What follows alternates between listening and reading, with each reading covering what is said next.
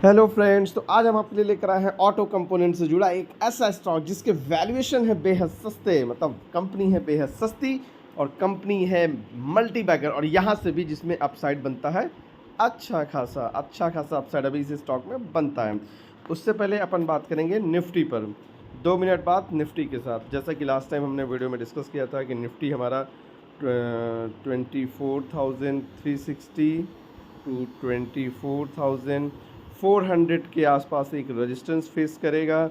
और अगर मैंने लास्ट टाइम वीडियो में डिस्कस किया था कि अगर ये 24,400 क्रॉस कर भी लेता है तो 24,510 ये एक मेजर रेजिस्टेंस है। लास्ट टाइम भी हमने इस वीडियो के थ्रू डिस्कस किया था कि निफ्टी का 24,510 एक मेजर रेजिस्टेंस है।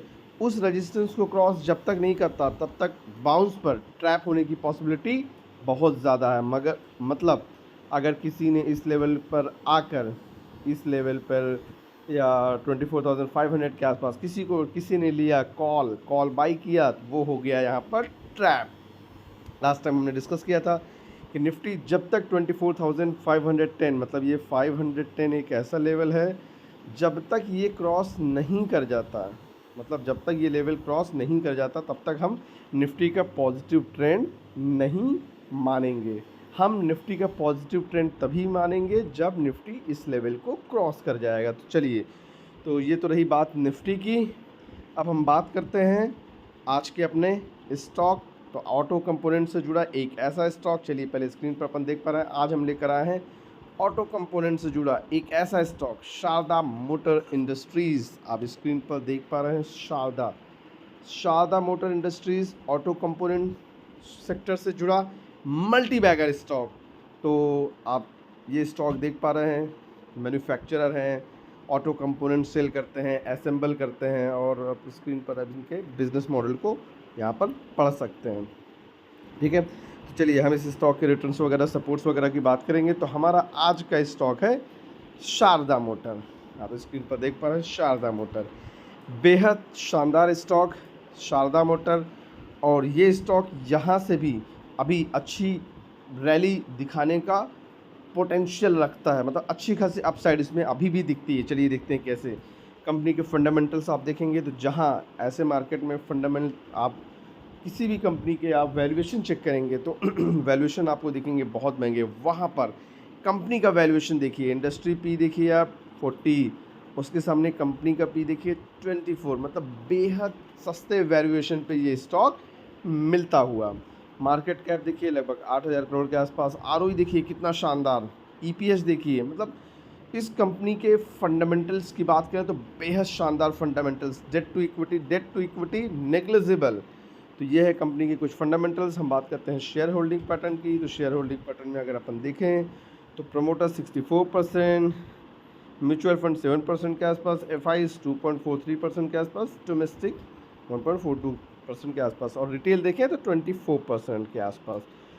तो ये इनकी शेयर होल्डिंग पैटर्न है। और लास्ट टाइम जब मैंने इस वीडियो को कवर किया, इस स्टॉक को कवर किया था, तो हमने वहाँ पर डिस्कस किए थे इसके सपोर्ट्स, और हमने वहाँ पर इसका सपोर्ट्स डिस्कस किया था कि ये स्टॉक 2200 के आसपास अगर मिल जाता है तो बेहद मतलब अच्छी एक अपॉर्चुनिटी होगी इस लेवल पर इस स्टॉक को अपने पोर्टफोलियो में ऐड करने की। और हमने वहाँ पर बताया था कि आप इस स्टॉक में डिप का, किसी भी स्टॉक में डिप का हमें वेट करना चाहिए। डिप के बाद ही एक डिप तो मिलता ही है, और डिप के बाद ही स्टॉक्स में एक मतलब हर स्टॉक में एंट्री करने का मौका तो मिल ही जाता है। बट क्या होता है, इंसान चूक जाता है।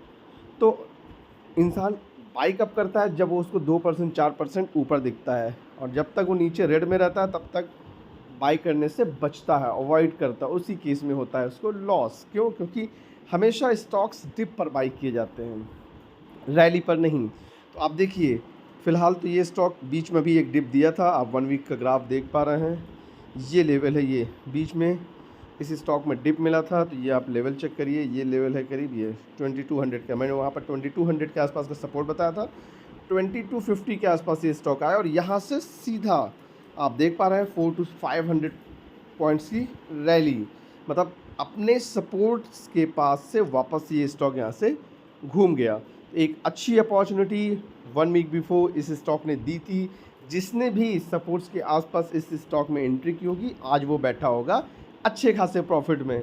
तो चलिए हम देखते हैं सपोर्ट्स वगैरह, हालांकि सपोर्ट्स डिस्कस ऑलरेडी कर चुके हैं बट फिर भी देख लेते हैं एक बार।